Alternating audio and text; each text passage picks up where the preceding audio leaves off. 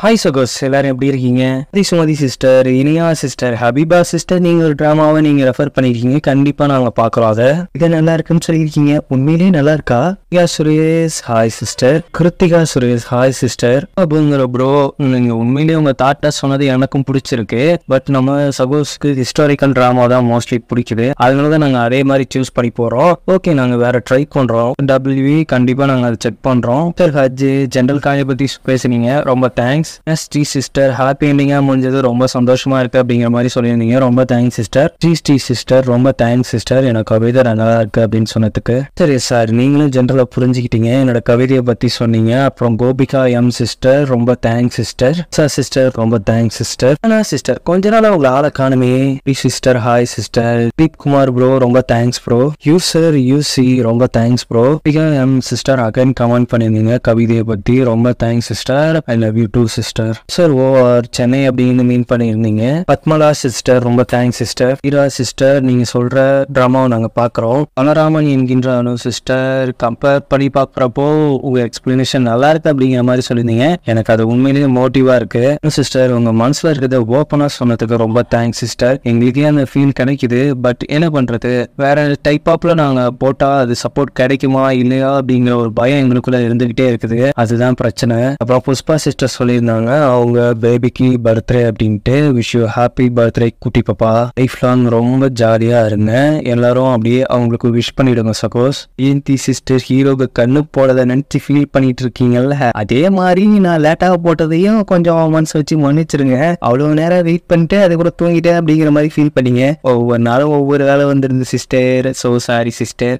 உங்ககிட்ட தான் நான் கரெக்டாக லாக் ஆகிக்கிறேன். புதுசாக பார்க்க போகிற ட்ராமா ஒரு ஹிஸ்டாரிக்கல் லவ் ரொமான்டிக் ரிவெஞ்ச் ட்ராமான்னு வச்சுக்கோங்களேன். நிறைய பேர் கமெண்ட்ஸ் பண்ணுறீங்க லவ் ரொமான்டிக் ரிவெஞ்சாகவே போகிறீங்க, பட் கொஞ்சம் காமெடி இல்லை அப்படிங்கிற மாதிரி ஃபீல் பண்ணீங்க. இதில் கொஞ்சம் காமெடி இருக்கும், ரிவெஞ்சும் இருக்கும். எபிசோட் ஸ்டார்டிங்லேயே நம்ம ஹீரோயின் இடத்துல யாரை கத்தி வைக்கிறாங்க. சியோ, யாரு நீ என்னதுக்கு கொள்ள வந்த, உன்னை யார் அனுப்புனான்னு தெரியும். உன்னை அனுப்புனது யாரா இருந்தாலும் சரி, அவங்க கொடுக்குறேன்னு சொன்ன காசை விட நான் இன்னும் அதிகமாக தரேன். அப்படியா? 1000 தங்கம் கொடுக்குறேன். நாங்கள் 1000 தங்கம்மா? ஐயோ, என்கிட்ட அவ்வளோ இல்லையே. இருந்தாலும் நான் தரேன். இல்லையா, நீ யாரை பழிவாங்க நினைக்கிறியோ அதுக்கு நான் ஹெல்ப் பண்ணுறேன். அப்படியா? நீ பொய் சொல்றியோ இல்லை என்கிட்ட நடிக்கிறியோன்னு ஒரு டவுட்டா இருக்கே அப்படின்னு பார்த்தா அது நம்ம ஹீரோ தான். நம்ம பேர் வந்துட்டு, நீங்க ஹீரோயின் பேர் வந்துட்டு ஷூன்னு சொல்லுவாங்க. ஹீரோயின் கழுத்துல கத்தி வச்சிருக்கான். அவன் எதுக்காக ஹீரோயினுக்குள்ள வந்தான்? இதை கொஞ்ச நாளுக்கு முன்னாடி போய் காட்டுறாங்க. நம்ம ஹீரோ முன்னாடி ஒருத்தர் வால் சண்டை செய்ய டான்ஸ் மாதிரி பண்ணிக்கிட்டு இருக்கான். அந்த நேரத்துல அதை பார்த்து ரசிச்சிட்டு இருக்க நேரத்துல அவன் பக்கத்துல இருக்கிற காவலாளி ஒருத்தன் நம்ம ஹீரோவை கொள்ள ட்ரை பண்றான். அந்த கத்தி 2 விரல் தட்டி விட்டு அவனை கீழே தள்ளி விட்ட உடனே ஹீரோவுக்கு ரொம்ப விசுவாசமா இருக்கிற ஒருத்தன் தான் கீழே டான்ஸ் ஆடிட்டு இருந்திருக்கான். அந்த வாள் வச்சு அந்த வாளாரையே அவனை குத்தி கொள்றான். கொண்டுட்டு, இந்த அளவுக்கு வந்துட்டு நம்ம நாட்டுக்குள்ள உள்ள போற அனுபவிச்சதுக்காக என்னை மன்னிச்சிருங்க, இனிமேல் நான் கரெக்டா இருக்கேன். அது மட்டும் இல்லாம உங்களோட நிச்சயதார்த்தத்தை கேன்சல் பண்ணிட்டாங்களா உங்களுக்கு பார்த்த பொண்ணு அப்படின்னு சொல்லும்போது ஹீரோ கொஞ்சம் கடுப்பாகிறான். இதுல எதுவும் சதி இருக்கா? எனக்கு அப்படி தெரியல. ஆனா நீங்க ரொம்ப நாளா நீங்க வந்துட்டு அரசவைக்கு போகவே இல்லை. எதுவும் சதி நடக்கலாம். இவங்க அனுப்புறது யாரு அப்படிங்கிறதையும் நான் பாக்குறேன். உங்களை கொல்றதுக்காக யார் அனுப்புனா அப்படிங்கிறதையும் நான் செக் பண்றேன் அப்படிங்கிற மாதிரி ஹீரோட்ட சொல்லிட்டு இருக்கான். கட் பண்ணி நம்ம ஹீரோனை தான் காட்டுறாங்க. அவங்களுக்கு ஒரு அரசாணை வந்திருக்கு. அதை அவனோட கேட்கறதுக்காக ஓடி வராங்க. ஓடி வந்து அதை வாசிக்கிறதுக்குள்ளேயே, எப்படியோ நான் வந்துட்டு இங்க இளவரசி ஆகிடுவேன், அதுதான் என்னோட ஆசை அப்படிங்கிற பேரு. அதுக்குள்ள ஐயோ கெட்ட செய்தி இப்பதான்டா வாசிக்க வந்தாங்க. அதுக்குள்ள என்னோட கெட்ட செய்தி. என்ன கெட்ட செய்தி? அது வந்துட்டு நம்ம இளவரசர் வந்துட்டு இவங்களை கல்யாணம் பண்ணிக்க ஆசைப்படலையா, அதை தான் சொல்லிட்டு வர சொன்னாங்க அப்படின்னு. எது கல்யாணம் பண்ணிக்க ஆசைப்படலையா? என்ன நான் போட்ட பிளான் வேற மாதிரி இருக்கு அப்படிங்கிற மாதிரி ஹீரோயின் குழப்பத்துல இருக்கும்போது அதையும் அங்கேருந்து கிளம்பிடுறாங்க. இந்த ஆணையை நீங்களே வச்சுக்கோங்க அப்படின்னு. ஆனா அங்க ஹீரோயின் கூட இருக்கிற அந்த படிப்பை இருந்துட்டு, நம்ம வந்த வேலை நடக்காம போகுது, எல்லாமே உங்க விளையாட்டுத்தனத்தாலதான். சீ விளையாட்டுத்தனம் தான் இல்ல, இந்த இளவரசர் கல்யாணம் பண்ணி எனக்கு ஆசையும் இல்ல. சரி, அப்படி இவங்க சாக்காரவளுக்கு வெளியில என்ன விஷயம் நடந்தது அப்படின்னு போய் பார்த்துடுவா அப்படின்னு படிப்பை அனுப்பி வைக்கிறாங்க. அங்க பார்த்தா அந்த இளவரசர் வந்துட்டு கடிதம் எழுதிட்டு இருக்காங்க. அதுவும் லவ் லெட்ரு. இந்த பொண்ணுங்களுக்கு எப்படி கவிதை எழுதுனா பிடிக்கும் அப்படின்னு எழுதிட்டு இருக்க அதே நேரத்துல அங்க இருக்கிற விளக்கெல்லாம் அணையுது. அப்படி அணைஞ்ச உடனே ஒரு கத்தி வந்துட்டு வெட்டுற மாதிரி வருது. அப்போ ஒரு குறுக்க வந்து ஒரு பொண்ணு காப்பாத்திட்டு, உங்களை நான் இருக்கிற வரைக்கும் நான் தான் காப்பாத்துவேன் அப்படிங்கிற மாதிரி அந்த பொண்ணு சொல்றா. என்னை காப்பாத்துனதுக்காக ரொம்ப நன்றி அப்படிங்கிற மாதிரி அந்த இளவரசரை சொல்லிட்டு இருக்காங்க. இங்க ஹீரோயின் தனியா இருக்கிற இடத்துல கழுத்துக்கு பின்னாடி கத்தி வைக்கிறாங்க. யாரா அது அப்படின்னு பார்த்தா நம்ம ஹீரோ தான். அங்க கொல்ல வந்ததே நம்ம ஹீரோ தான். அங்கேருந்து தப்பிச்சு வர்றதுக்கு தான் இப்போ ஹீரோயின் கழுத்துல கத்தி வச்சிருக்கான்.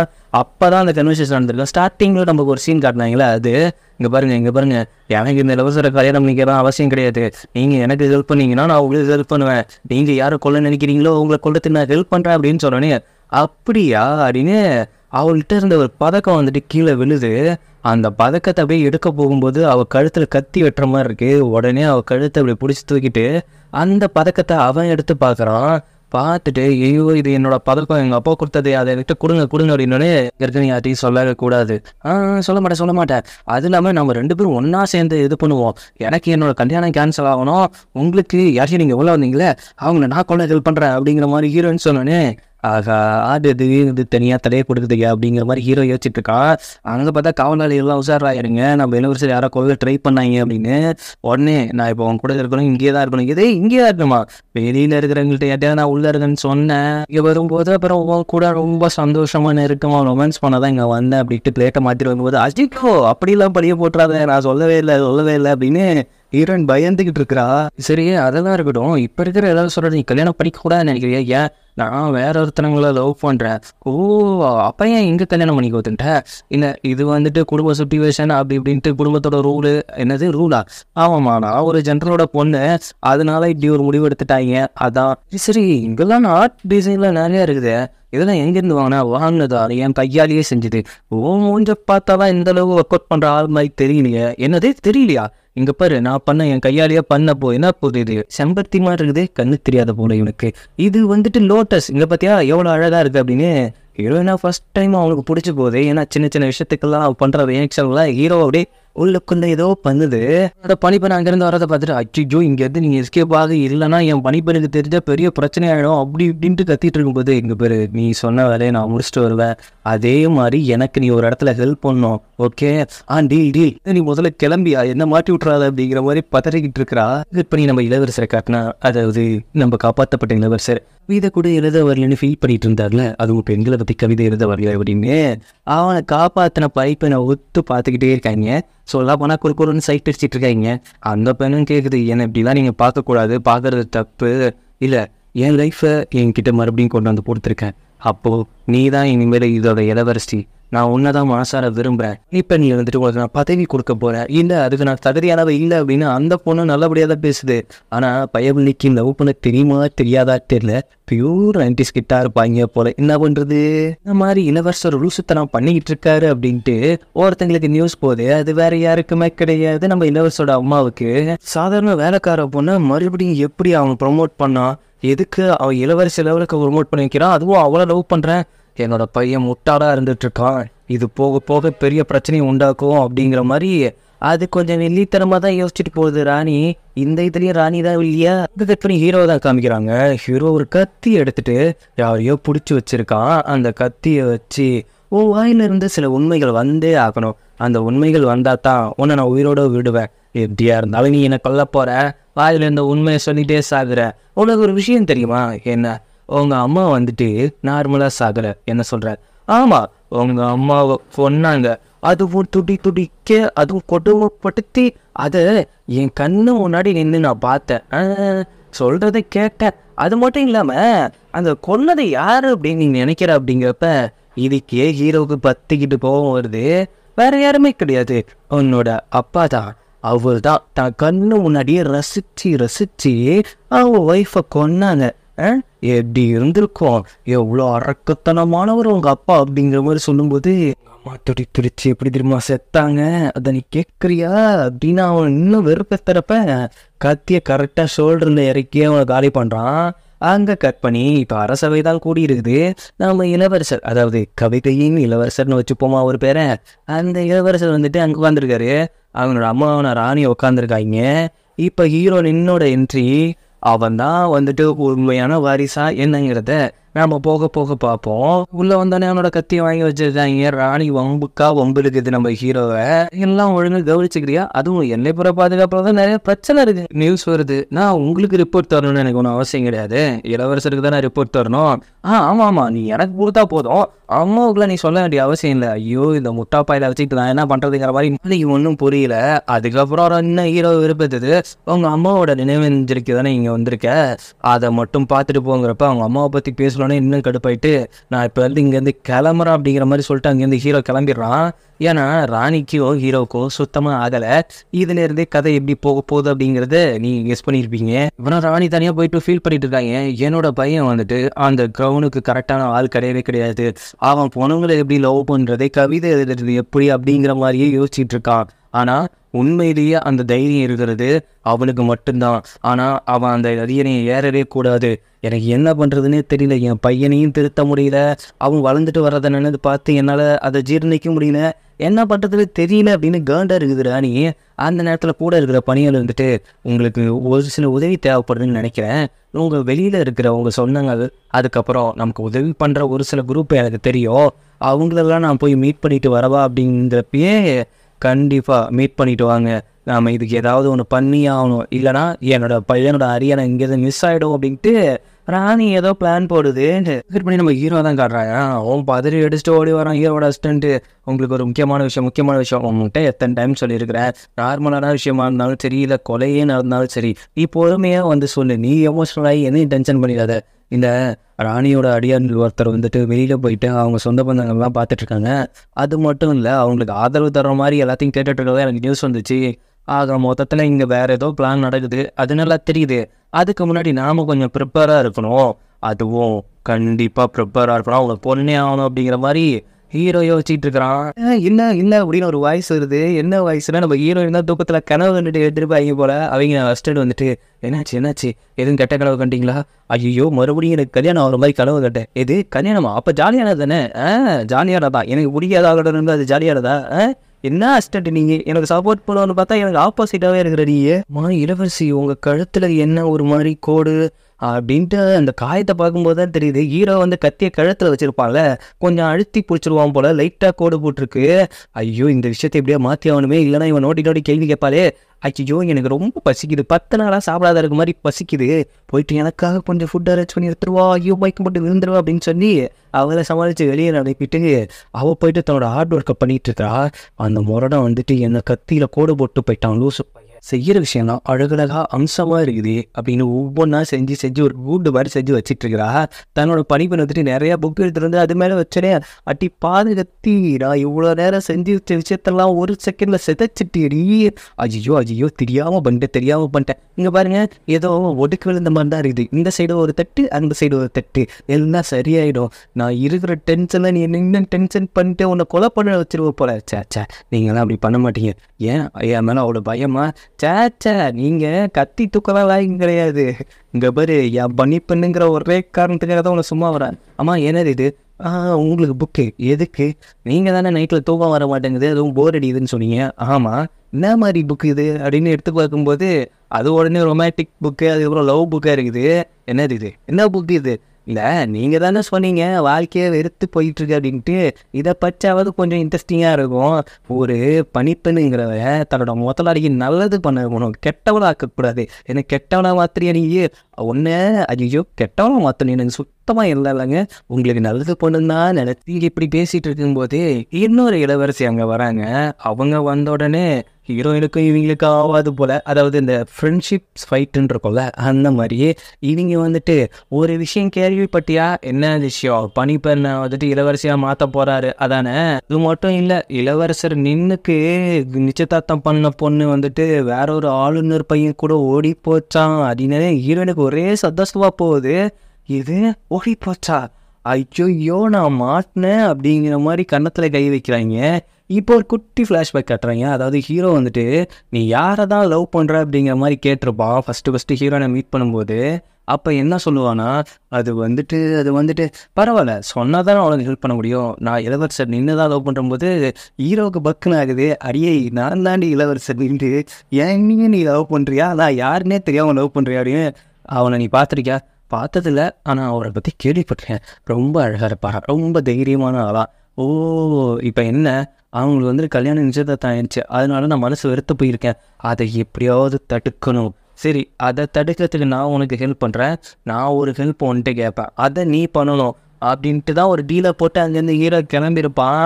ஆகா, அவன் சொன்ன மாதிரியே கல்யாணத்தை நிப்பாட்டிட்டானே, இப்போ அவன் வந்து ஹெல்ப் கேட்பான், அதுக்கு நம்ம என்ன பண்ணுறது அப்படிங்கிற மாதிரி திருன்னு ஹீரோயின் முடிச்சிட்டு இருக்கா. அன்னைக்கு நைட்டும் ஆகிடுது. அப்படியே ஹீரோயின் தனியாக நடந்துட்டு இருக்கும்போது சுற்றி இருக்கிற யாரையுமே ஆளக்கானோம். உடனே ஹீரோ வந்துட்டு, என்னதான் தேடிட்டு இருக்கியா, நீ எப்படி இங்கே வந்த, எல்லாரும் எங்கே, எல்லாரையும் கொண்டுட்டேன். இல்லை நீ எல்லாரையும் கொள்றாள்லாம் கிடையாது, ஏதோ மயக்கம் மருந்து வச்சு மயக்கம் போட தான் வச்சிருக்க, அந்த மயக்கம் மருந்து என்னையும் தாக்கிட்ட போகுது அப்படின்னு முகத்தை மூடிட்டு இருக்கும்போது, அந்த அளவுக்குலாம் நீ ஒன்று மூடாடா, ஒன்னெல்லாம் மயக்கம் போட்டு வச்சு தான் தூக்கிட்டு போகணும் அவசியம் இல்லை, கொத்தா தூக்கிட்டு போய்டுவேன். இங்கே பாரு, நான் வந்துட்டு வேற ஒருத்தர் விரும்புகிறேன், நீ சொன்ன மாதிரி அந்த இளவரசோட கல்யாணத்தை நான் நிப்பாட்டிட்டேன், எனக்கு நீ இப்போ ஃபேவர் பண்ணும் தானே. ஆமாம் பண்ணும் தான், அதுக்கு என்ன, அதுக்கு இங்கே பண்ணியே ஆகணும். அது வந்துங்கிறப்ப ஹீரோயின் கழுத்தை பிடிச்சி, ஐயோ என்னை கொண்டாடாத அப்படிங்கிற ஹீரோயினு. ஆனால் அவன் என்ன பண்ணுறான்னா, ரூபம் தெரிஞ்சிருக்கு, அவள் கழுத்தில் லைட்டாக வெட்டுக்காயம் பட்டிருக்கு அப்படின்னு, அதுக்காக மருந்து எடுத்துகிட்டு வந்துட்டு அப்படியே அவள் கண்ணை மூடிட்டு பயத்தில் இருக்கும்போது அவன் மருந்தை தடவிட்டு அப்படியே ஊப்புன்னு அதில் ஊதுவான் பாருங்க. அப்போ ஹீரோயின் ஒத்த கண்ணை முடிக்கிட்டு ஒத்த கண்ணால் அப்படி ரசிக்கும் பொழுது இந்த சீன் செம்மையாக இருக்கும். என்ன சொல்லுங்கள், ஷார்ட்ஸாக மேக் பண்ணி போட்டுக்கலாம், ஆனால் என்ன சாவு வைக்கிறது அப்படிங்கிறத நீங்களே சொல்லுங்கள். அப்படியே திருன்னு முழிச்சிட்டு இருந்தவ, ஓ உனக்கும் காயம்பட்டது தெரிஞ்சிச்சா, இல்லை என்னால் தான் காயம்பட்டது, அதுக்கு தான் மருந்து எடுத்துகிட்டு வந்தேன். நீ எதுவும் விஷம் தடவிட்டியா?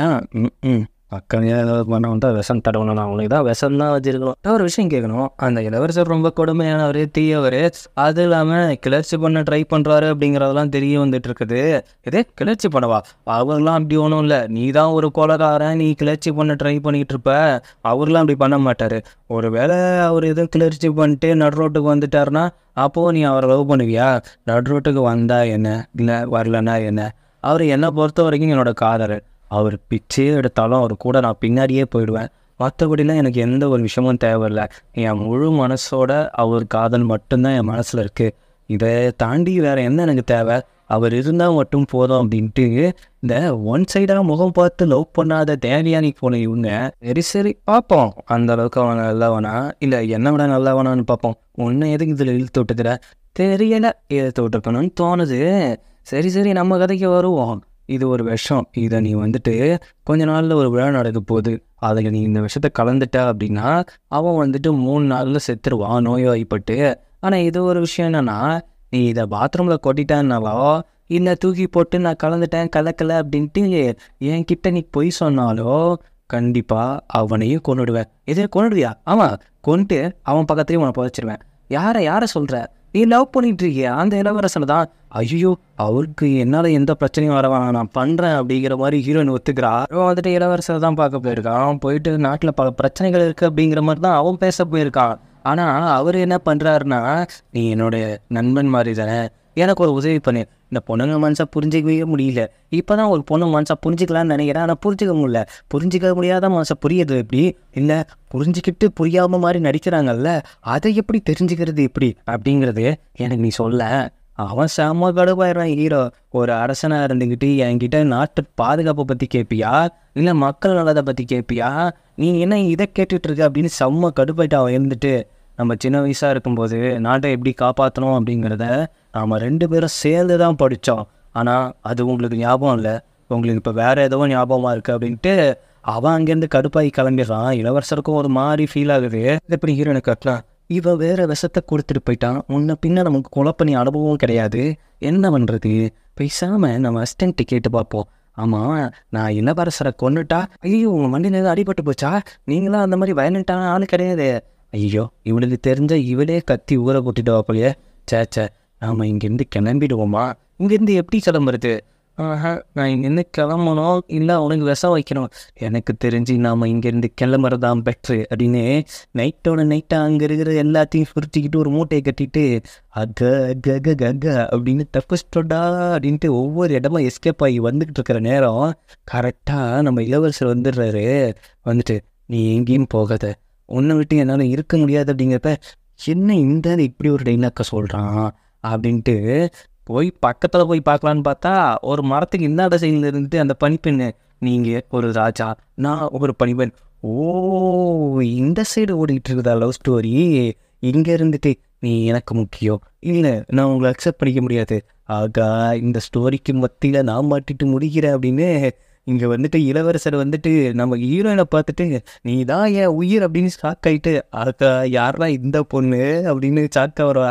அங்கே இருந்துட்டு அந்த பனிப்பெண்ணு வந்துட்டு என்ன நீங்கள் பேசாமல் இருக்கீங்கன்ட்டு அவங்க வந்துட்டு ஹீரோயினை பார்த்துட்டு ஓஹோ இந்த பொண்ணா, அப்போ இந்த பொண்ணுக்கிட்ட தான் உளறிட்டு இருக்கோம் அப்படின்னு ஷாக் ஆகிட்டு இருக்கும்போது நான் சரி சரி நீங்கள் 2 பேரும் உங்கள் லவ்வை 10 கூடம் தண்ணி ஊற்றி 11வது லவ்வாக வளர்த்துக்கோங்க, நான் இங்கேருந்து எஸ்கேப் ஆகிருந்தா சாமி அப்படிங்கிற மாதிரி ஹீரோயின் அங்கேருந்து எஸ்கேப் ஆகிறப்ப கரெக்டாக இளவரசரின் பட்டி யார் நீ வந்துட்டு இளவரசியோட பண்ணிப்பேன். ஓ, நீ தான் என்னை பற்றி எல்லா விஷயத்தையும் பரப்பி அதுக்கப்புறம் அந்த பொண்ணு என்ன அந்த மாதிரி அறிக்கை விடுறதுக்கு நீ தான் காரணமா? அது வந்துட்டு பரவாயில்ல, உன்னால தான் இந்த பொண்ணு எனக்கு கிடைச்சிது, நீங்கள் 2 பேரும் ஃப்ரெண்ட்ஸாக இருக்கணும் அப்படின்னு இந்த பொண்ணையும் கை கோர்த்து வச்சுட்டு ஏதோ 2 நாட்டை சேர்த்து வச்சுட்டு ஃபீல்டில் நின்றுருக்காரு இளவரசர். ஹீரோனுக்கு என்ன அர்த்தனா, என்னடா அது இங்கேருந்து தப்பிக்கலான்னு பார்த்தா இப்படியே லாக் ஆகிட்டு இருக்கேன், என்ன பண்ணுறது அப்படின்னுங்கிற மாதிரி முடிச்சிட்டு இருக்கிறா. அடுத்த நாள் காலைல ஹீரோவை தான் கூப்பிட்டு விட்ருக்காங்க இளவரசர். என்ன விஷயம்னா, ஜனனோட பொண்ணு அங்கே இருக்காங்கல்ல, அவங்களுக்கு கூட ஒரு அறிக்கை விட்டு அதுக்கப்புறம் அதை கேன்சல் பண்ணிட்டோமே, அந்த அறிக்கையை நான் மறுபடியும் அவங்களுக்கு ஒரு பதவி உயர்வு கொடுக்கலான்னு இருக்கேன் அப்படிங்கிற மாதிரி சொல்லும்போது ஹீரோக்கு ஒரு மாதிரி ஷாக் ஆகுது. அறிக்கையை போய்ட்டு ஹீரோன்ட்ட போய் வாசிச்சோன்னே நானே இங்கேருந்து எஸ்கேப் ஆகலான்னு பார்த்துட்டு இருக்கிறேன், இந்த நேரத்தில் இங்கே ஒரு பதவி கொடுத்து என்ன வேறு உட்கார வச்சுட்டாங்க, என்ன பண்ணுறது, ஐயோ அப்படின்னு குழப்பிட்டு இருக்கும்போது அந்த அறிக்கையை வாசிக்க வந்தவர், இவ்வளோ நாள் நீ எந்த ஒரு பதவியும் இல்லை, அதனால உன்னை டம்மி பண்ணி பேசிகிட்டு இருந்தேன், எதுவும் மனசில் வச்சு என்ன எதுவும் பழி வாங்கிடாத, உன்னை பழிலாம் வாங்க மாட்டேயா, ஏன் இங்கேருந்து எஸ்கேப் ஆனியா, நீ முதல்ல போயா அப்படின்னு அடித்து வரட்டிட்டு ஃபீலிங்காக ஹீரோயின் மீன் பிடிச்சிட்டு இருக்கிறா. அப்போ ஹீரோ வந்துட்டு நான் இங்கே தான் இருக்கேன், தெரியுது நான் மீன் பிடிச்சிட்டு இருக்கிறேன், நீ வேணா நாளைக்கு பேசுவோம் அப்படிங்கிற கட்டுப்பில் பேசும்போது சரி நான் போகிறேன், இளவரசரை கொண்டு போகிறேன், ஐயோ அதெல்லாம் நான் ஃப்ரீயாக தான் இருக்கேன், நீ கரெக்டான ட்ராக்கில் தான் போயிட்டுருக்கியா. ஒரு மாதிரி ஷாக் ஆகுது, எதுக்கு இப்போ என்கிட்ட இது மாதிரி கேட்குறேன், இல்லை என்னன்னாலும் நீ ஒரு கொலகாரன், அப்படி இருந்தும் உன் லைஃப் கரெக்டான ட்ராக்கில் தான் போகுதா, இல்லை எனக்கு புரியல, நான் இதை பற்றி எங்கள் அப்பாவுக்கு ஒரு லெட்டர் எழுதுகிறோம், எங்கள் அப்பாவுக்கு எனக்கு தெரியுமா அப்படிங்கிற மாதிரி அவனை பார்த்து கேட்குறா. அவன் அப்படியே ஒரு மாதிரி ஷாக்கில் பார்க்குறான். இதோட இந்த எபிசோட் முடியுது. இந்த ட்ராமா எப்படிப்பட்ட ஃபீலை கொடுத்துச்சு அப்படிங்கிறத நீங்கள் கமெண்ட்டில் சொல்லுங்கள். என்னோட வீடியோ உங்களுக்கு பிடிச்சிருந்தா லைக் பண்ணுங்கள், ஷேர் பண்ணுங்கள், சப்ஸ்கிரைப் பண்ணுங்கள், நோட்டிஃபிகேஷன் பெல் பட்டனை மறக்காமல் கிளிக் பண்ணுங்கள்.